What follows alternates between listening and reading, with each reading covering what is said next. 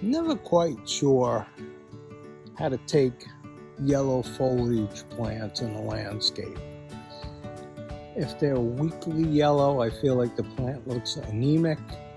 If they're bright gold, I'm thinking, well, you better use it properly, I guess. This is Thuja occidentalis Jantar. Jantar translates to amber in Polish, which the plant, where the plant was discovered in Poland. It is a sport of emerald green arborvitae, which is a heavily used screening plant here. It is one that the deer love, so I'd imagine the deer probably find this to be a tasty treat. Moderate growth, probably maybe 8 to 10 inches a year. I would expect the plant to top out around maybe 15 feet.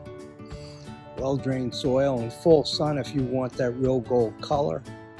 The plant will turn sort of an amber color in the winter, and they do their best to make that description sound like it's enticing to me. I'm not so sure I want a plant to go that much off color in the winter, but to each their own. So yes, probably a deer issue. Well-drained soil, needs to be moist but well-drained. Again, 12-15 feet, probably, I don't know, 30 inch, 3 feet wide, maybe a tad wider. I would think spider mites could be a problem on this plant, but it's a really tough plant, durable, certainly zone hardy.